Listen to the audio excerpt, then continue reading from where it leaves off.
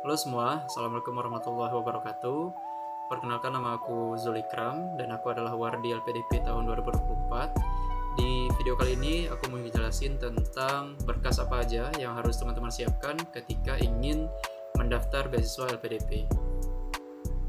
Nah, ini dia hal-hal yang udah aku rangkum berdasarkan pengalaman aku kemarin ketika mendaftar beasiswa LPDP, khususnya di tahap administrasi.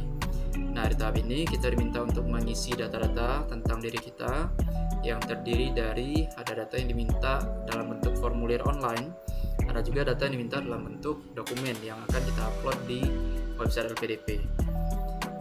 Jadi kita masuk langsung aja ya ke bagian pertama untuk di formulir online. Nah, oke, sip. Di tahap formulir online ini, memang kayak aku bilang tadi, teman-teman itu akan langsung ngisi di websitenya LPDP. Tapi bukan berarti kan kita mengarang bebas ketika mau apply LPDP. Nah, jadi kenapa aku rangkum hal ini supaya niatnya biar teman-teman punya waktu juga untuk mempersiapkan jauh-jauh hari sebelum mendaftar LPDP nantinya. Nah, yang pertama ada informasi data diri. Informasi data diri ini mungkin biar nggak lupa, teman-teman dicatat aja nick, nomor kakak, dan pas foto. Dan sisanya untuk yang informasi data diri ini menurutku hal-hal yang biasa, yang lainnya contohnya kayak nama, kan mungkin lupa ya. Nah, jadi langsung diisi aja. Mungkin ya hal 3 ini perlu disiapkan sebelumnya, untuk dicatat aja. Kecuali pas foto ya teman-teman, berarti kamu foto dulu yang rapi, yang bagus untuk ditampilkan di website LPDP nanti. Oke, yang kedua ada informasi keluarga. Nah, informasi keluarga ini tentang orang tua, tentang wali juga. Kalau misalnya teman-teman ada wali, itu bisa diisikan di sini. Oke, yang ketiga ada universitas dan program studi tujuan. Nah, ini termasuk, kenapa aku merahkan? Karena ini termasuk bagian yang paling penting dalam seluruh alur kita mendaftar LPDP. Yang sebenarnya kita kan mendaftar LPDP supaya bisa menuju ke sini ya kan, bisa kuliah untuk lanjut S2. Nah, jadi kenapa aku merahkan? Supaya teman-teman mempersiapkan diri sebaik mungkin memilih program studi yang sesuai sama teman-teman. Research terlebih dahulu, jauh-jauh hari, lihat semua programnya yang sesuai dengan teman-teman. Supaya apa? Supaya nantinya tidak ada rasa penyesalan. Dalam artian tiba-tiba baru aja nemu jurusan yang ternyata kayaknya ini lebih cocok deh. Nah, terus atau mungkin ada hal yang sebelumnya nggak terlihat dan setelah mendaftar baru terlihat rupanya program ini lebih bagus, lebih cocok, dan teman-teman eligible untuk mendaftar program itu. Dan itu menurutku sangat disayangkan sih. Sehingga saranku, research aja dulu semua program studi yang diizinkan oleh LPDP apa saja, dan itu memang ada bukletnya tersendiri untuk baik yang program yang luar negeri maupun yang dalam negeri. Oke. Berikutnya teman-teman akan ngisi tentang strong point. Strong point ini artinya kelebihannya teman-teman apa. Berikutnya ada weak point, kelemahannya teman-teman itu apa. Nah, tapi di video ini aku nggak akan ngejelasin tips untuk mengisi setiap poin ini seperti apa, karena itu mungkin akan ada di video yang lain. Jadi di sini aku lebih fokuskan pada apa-apa aja yang harus teman-teman siapkan. Titik itu aja dulu. Oke. Nah, selanjutnya setelah weak point, kelemahan teman-teman tadi, nah teman-teman isi pengalaman yang membanggakan dalam hidup teman-teman apa. Boleh dalam konteks studi, boleh dalam konteks kehidupan, boleh juga dalam konteks pekerjaan, nggak masalah. Oke, terus ada pengalaman yang kurang membanggakan, ada hal terakhir yang diajarkan pada diri sendiri. Nah, itu teman-teman isi aja nanti. Ada juga kesalahan yang pernah dilakukan, nggak apa-apa, diisi aja. Dan setiap isian ini tidak harus relate satu sama lain. Yang artinya, contoh misalnya ini hal terakhir yang diajarkan pada diri sendiri. Contoh A. Nah, A itu teman-teman ajarkan pada diri sendiri nggak mesti harus karena kesalahan yang ini. Nah, sehingga jadi kesalahannya itu boleh yang lain, ya, hal yang diajarkan pada diri sendiri, pelajarannya boleh berdasarkan pengalaman lain, yang nggak masalah gitu. Oke, terus berikutnya ada tugas di luar lingkup yang seharusnya. terus ada pembeda dari peserta lain. Nah, di sini teman-teman wajib memikirkan matang-matang apa yang membuat teman-teman itu stand out dibandingkan peserta-peserta lain, karena yang mendaftar LPDP bukan hanya diri kita aja, ada puluhan ribu mungkin yang mendaftar LPDP. Nah, di antara puluhan ribu itu apa sih nilai yang bisa kita berikan lebih yang mungkin menurut kita ini beda dari peserta yang lain. Oke, nah berikutnya teman-teman akan mengisi riwayat pendidikan, berikutnya akan mengisi riwayat pekerjaan, pengalaman organisasi, prestasi, pengalaman pelatihan, pengalaman riset, karya ilmiah, dan juga konferensi dan seminar, termasuk juga penghargaan yang pernah teman-teman dapatkan. Oh ya, khususnya bagian karya ilmiah. Nah, karya ilmiah ini saranku juga siapkan alamat website atau link di mana karya ilmiah teman-teman itu bisa diakses oleh LPDP, dan akan diminta juga nanti di halaman pendaftarannya.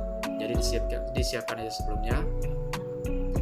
Nah, berikutnya kalau udah semua, teman-teman akan mengisi esai. Nah, esai ini memang jadi mungkin teman-teman yang udah research tentang LPDP pasti tahu sudah akan menyiapkan esai. Nah, esai ini tidak diupload dalam bentuk dokumen, tapi diisi langsung dalam bentuk formulir online. Nah, saranku, kenapa ini dimerahkan juga, saking pentingnya esai ini, dia ini nggak mungkin disiapkan H-2, H-3, itu nggak mungkin. Jadi dia memang harus disiapkan jauh-jauh hari sebelum. Apa sih yang ingin teman-teman lakukan setelah nanti menerima beasiswa LPDP, berkuliah, dan juga rencana kontribusi teman-teman untuk Indonesia itu seperti apa. Nah, itu di esai ini semua harus dituliskan. Nah, tapi tips-tips tentang esai mungkin teman-teman bisa cari di website yang lain, atau mungkin kalau butuh aku coba buat videonya juga tentang tips esai. Boleh teman-teman komen aja.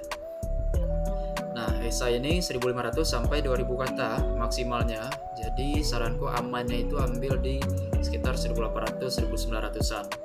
Oke. Nah, tentukan tema esaimu yang terbaik untuk kamu jual ke LPDP. Nah, berikutnya setelah esai, teman-teman harus mengisi ringkasan pengabdian pasca studi.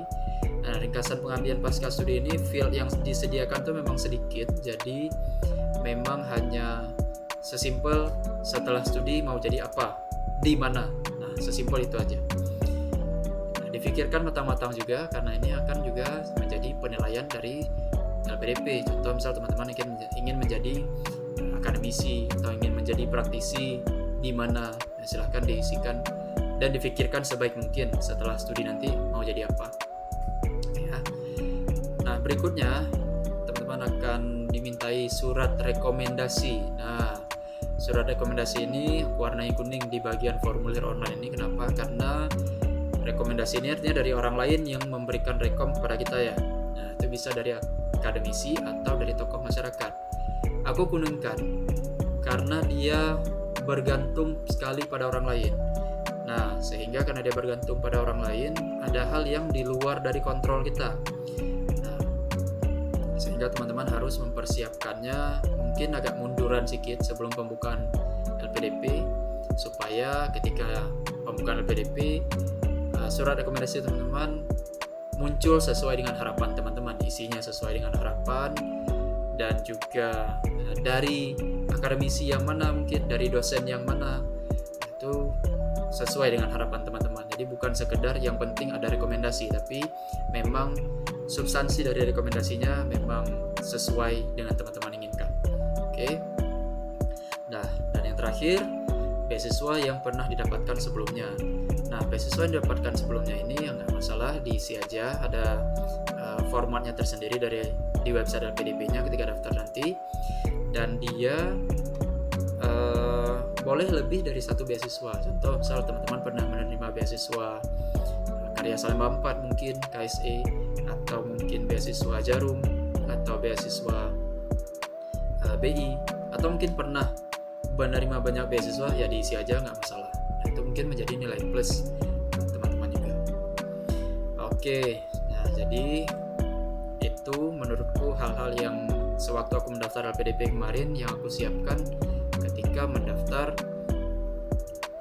di formulir online-nya. Nah, berikutnya setelah formulir online, berarti ada berkas-berkas yang harus kita upload kepada pihak LPDP untuk pendaftaran. Oke, kita zoom dulu biar nampak. Sip. Nah, inilah dokumen-dokumen yang harus teman-teman siapkan untuk diupload ketika mendaftar LPDP.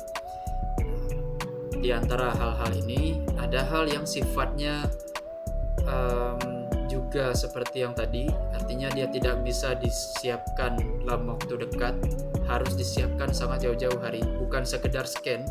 Contohnya seperti sertifikat bahasa asing dan juga usulan atau rekomendasi. Nah, tapi yang lain-lainnya contoh kayak scan KTP, scan ijazah, transkrip, itu bisa teman-teman tinggal scan aja. Ini ijazah harus yang asli ataupun legalisir, punya S1-nya kemarin. Transkrip juga gitu, harus yang asli atau legalisir. Dan kalaupun teman-teman mengisinya untuk program luar negeri, ini nggak pasti harus ditranslate dulu, nggak masalah. Jadi yang punya bahasa Indonesia aja nggak apa-apa. Khusus untuk yang ijazah, nah untuk yang ijazah ini, kalau teman-teman bagi yang alumni luar negeri S1-nya, itu wajib menyertakan penyetaraan ijazah dan juga konversi IPK. Nah, tapi LPDP memberikan kemudahan bagi teman-teman, itu boleh tidak harus dalam bentuk penyetaraan ijazahnya udah keluar ketika teman-teman mengajukan di kementerian terkait. Jadi teman-teman boleh menggunakan tangkapan layar saja ajuan penyetaraan ijazahnya atau konversi IPK-nya. Kedua-duanya itu boleh dalam bentuk tangkapan layar. Maksudnya apa? Jadi ketika teman-teman sedang mengajukan penyetaraan ijazah dan juga konversi IPK, kan mungkin lama nih keluarnya. Nah, itu bisa teman-teman capture aja bukti pengajuan teman-teman dan boleh diupload ke LPDP. Oke, berikutnya itu ada sertifikat bahasa yang dalam konteks ini adalah berarti bahasa Inggris untuk teman-teman ingin apply LPDP. Nah, di LPDP ini sertifikat bahasa Inggris itu sudah tertera dengan jelas ketentuan-ketentuannya, baik itu program dalam negeri, luar negeri, dan juga mungkin program-program lainnya. Itu teman-teman harus lihat di bookletnya apa aja yang dibutuhkan. Nah, kenapa aku merahkan? Karena dia ini tidak bisa juga dipersiapkan dekat-dekat waktu pendaftaran. Dia pasti harus mundur jauh hari dari waktu pendaftaran. Kenapa? Karena mungkin sebagian dari kita ada yang harus les dulu, atau mungkin ingin mengambil tes beberapa kali untuk mencapai hasil yang maksimal. Itu tergantung dari teman-teman inginkan seperti apa. Tapi untuk minimalnya itu semuanya harus sesuai dengan yang tertera pada buklet LPDP. Sisanya itu bergantung pada program studi yang teman-teman inginkan ketika ingin berkuliah nanti. Ingin mendaftarkan program studi apa di kampus mana, itu keinginan untuk sertifikat bahasanya berbeda. Oke. Nah, berikutnya setelah sertifikat bahasa, teman-teman butuh juga usulan atau rekomendasi yang khusus PNS atau yang ASN, itu rekomendasinya di-upload. Jadi beda sama yang untuk yang reguler, usulan atau rekomendasinya itu langsung melalui formulir online-nya. Jadi nanti pihak LPDP yang mengemailkan kepada siapa rekomendasi yang teman-teman inginkan. Tapi untuk yang ASN itu teman-teman siapkan dokumennya dalam bentuk hard copy, mungkin teman-teman pegang dan di scan soft copy-nya dan diupload ke laman LPDP. Oke, setelah dari rekomendasi, nah untuk yang ASN ini aku jelaskan sedikit. Dia itu harus dari pejabat eselon 2 yang membidangi SDM. Itu yang tertera pada buklet LPDP-nya. Oke.